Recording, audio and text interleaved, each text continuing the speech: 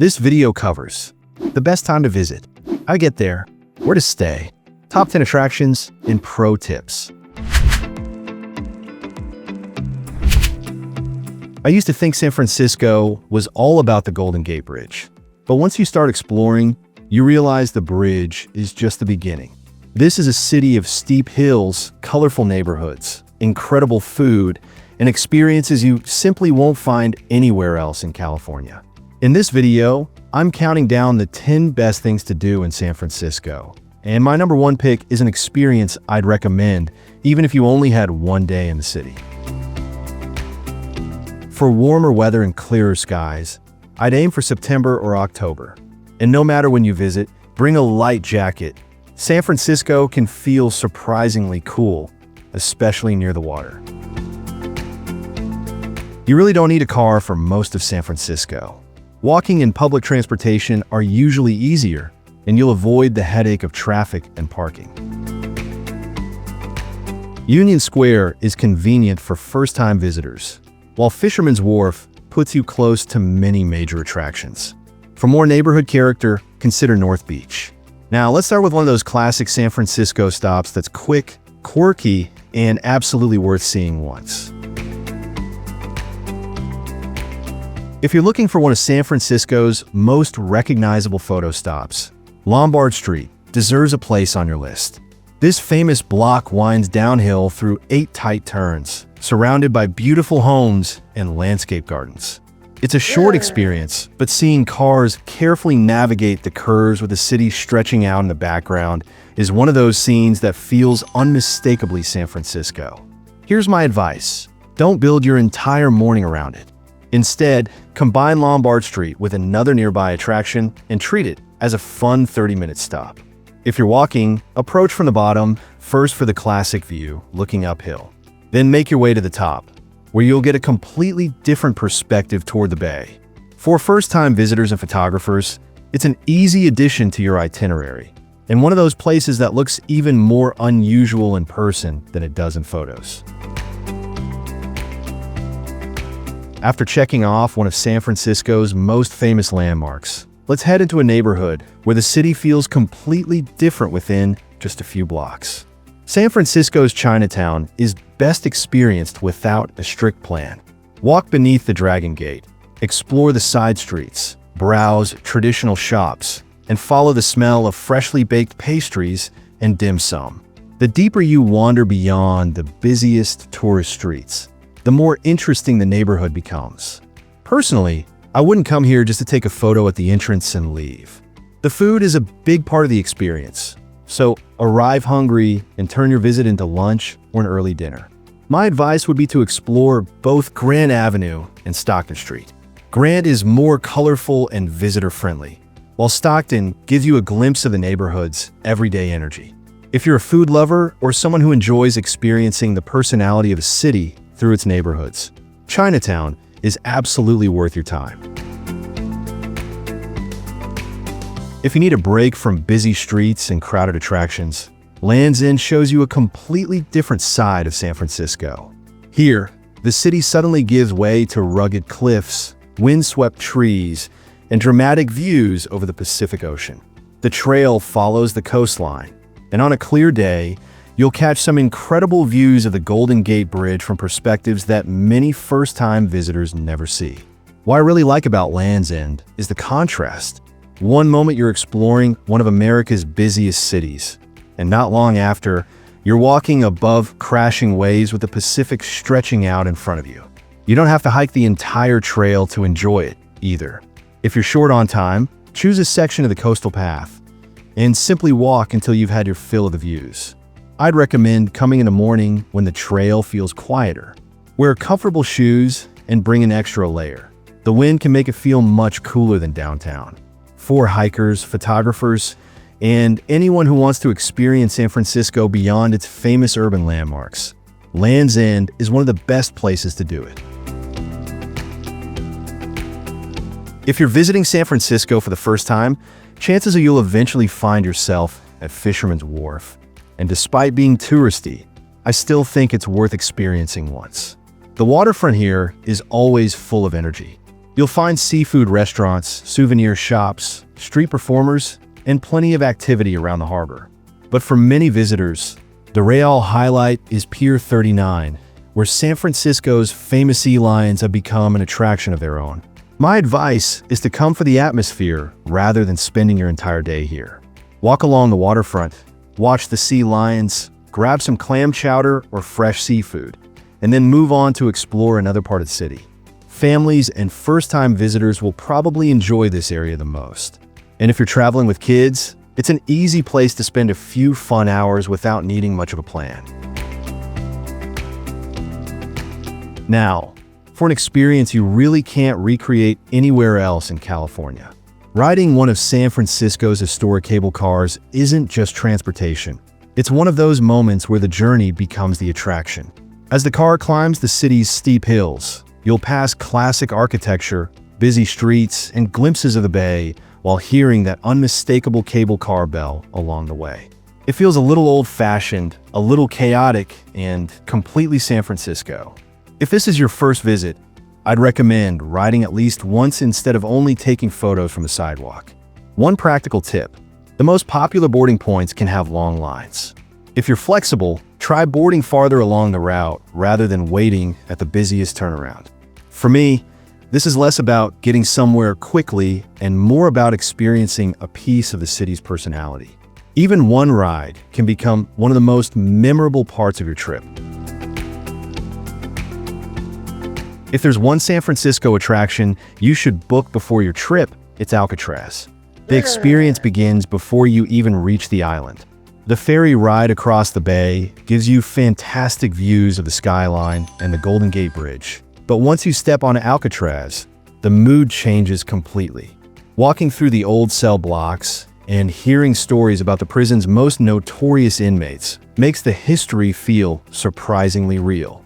What stood out to me is how isolated the island feels, even though you can clearly see the city just across the water. That's what makes Alcatraz different from a typical museum. You're not simply looking at exhibits. You're standing inside the actual place where these stories happened. My biggest advice is simple: reserve your tickets in advance, especially during busy travel periods. This isn't an attraction I'd leave until the last minute.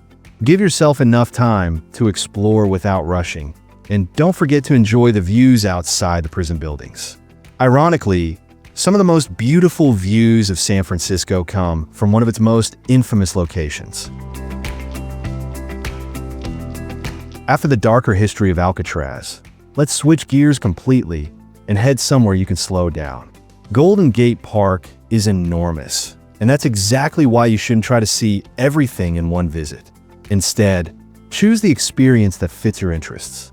You could explore the California Academy of Sciences, visit the De Young Museum, wander through the Japanese tea garden, or simply enjoy the gardens and open spaces. If you ask me, the biggest mistake is arriving without a plan and trying to cover the entire park. Pick one or two attractions and give yourself time to actually enjoy them. Families may want to prioritize the California Academy of Sciences, while art lovers can head toward the De Young. And if you simply need a peaceful break from sightseeing, walking through the gardens can be just as rewarding. That's what makes Golden Gate Park so useful in a San Francisco itinerary. It gives you the freedom to create the kind of day you actually want. And now we're getting to the experiences that really define San Francisco. The top three take you from one of the city's most colorful neighborhoods to its most famous landmark. And my number one pick is the experience I'd choose if someone told me they had just one day to understand why San Francisco feels so different from every other city in California. So if you're still planning your itinerary, don't go anywhere. The best part of the list is coming up. If you want to experience the creative, colorful, and slightly less polished side of San Francisco, spend some time in the Mission District. This neighborhood feels completely different from the waterfront and downtown. You'll find colorful murals, independent shops, local cafes, and some of the best Mexican and Latin American food in the city. One thing I definitely recommend is walking through Clarion Alley, where nearly every wall is covered in murals. Then, instead of rushing to another attraction, grab a Mission-style burrito and spend some time at Dolores Park. On a clear afternoon, the park is one of my favorite places to slow down and watch the city. You'll see locals relaxing on the grass, friends gathering for picnics, and views of the San Francisco skyline in the distance. If you're someone who prefers experiencing neighborhoods over simply checking landmarks off a list, the Mission District deserves a few hours of your trip. You've seen it in movies, postcards, and probably hundreds of photos, but standing on the Golden Gate Bridge feels completely different. Walking across even part of the bridge gives you a sense of its enormous scale. On one side, you'll see San Francisco and the Bay. On the other, the Pacific Ocean stretches toward the horizon. And yes, the famous San Francisco fog may show up. But honestly, I think that can make the experience even more memorable. Watching parts of the bridge disappear into the fog is one of those scenes that feels uniquely San Francisco. My advice is to check the weather before you go and bring an extra layer. The wind on the bridge can be much stronger and colder than it feels elsewhere in the city. If you're short on time, you don't necessarily need to walk the entire span. Walking partway across and turning back still gives you the experience and some fantastic views. For first-time visitors, this is one landmark that truly lives up to the hype. If I had just one day in San Francisco and wanted to understand what makes this city special, I'd spend part of it walking the Embarcadero. This waterfront stretch brings together so many sides of San Francisco in one experience. You have the bay beside you, historic piers along the route, incredible views, and the constant movement of ferries crossing the water. I'd start at the ferry building, where you can browse local food shops and grab something to eat before heading along the waterfront. From there, simply walk at your own pace. You'll pass public art, waterfront parks, and some of the city's most recognizable views without feeling like you're rushing from one attraction to another. What I really like about this experience is that it lets you enjoy San Francisco rather than simply photograph it. You can grab a coffee, sit beside the bay, watch the ferries come and go, and experience the rhythm of the city. If you time your walk for late afternoon, stay as the light begins to change over the water. To me, that's when the waterfront feels its best. It's relaxed, scenic, and easy to fit into almost any itinerary. And that's why I'd make it my #1 experience for a first trip to San Francisco. And quick heads up, I've added some of my favorite travel essentials in the description that can make your trip a lot easier. Definitely worth a quick look. Don't rent a car unless you really need one. Parking is expensive and often difficult, while public transportation and walking work well for most major attractions. Group nearby attractions together. For example, combine Fisherman's Wharf with a cable car ride and plan the Mission District as a separate neighborhood experience. This can save you a lot of unnecessary travel time. Book Alcatraz tickets well ahead of your visit, especially during weekends and peak travel seasons. It's one attraction you don't want to leave until the last minute. Always carry an extra layer. San Francisco's weather can change quickly, and areas near the Bay or Golden Gate Bridge often feel much colder and windier than expected. Start popular outdoor attractions early when possible. You'll usually find fewer crowds at places like Land's End and the Golden Gate Bridge, and morning light can be fantastic for photos. Don't underestimate the hills. A destination that looks close on a map can involve a surprisingly steep walk. So use public transportation when it makes sense and save your energy for the places you actually want to explore. San Francisco isn't a city you experience by checking landmarks off a list as quickly as possible. To me, the best way to enjoy it is to mix the iconic sites with the neighborhoods, waterfront walks, local food, and those unexpected views you discover along the way. That's what makes this city so memorable. You can go from walking across one of the world's most famous bridges to exploring colorful murals, riding a historic cable car, or simply watching the fog roll across the bay, all in the same trip. If you found this guide helpful, don't forget to like the video, subscribe to Eagle Eye Traveler, and turn on notifications for more California travel guides. And now I'd love to hear from you. If you could choose just one experience from this list, which one would it be? Or if you've already visited San Francisco, what's the one place you'd tell a first-time visitor not to miss? Let us know in the comments below.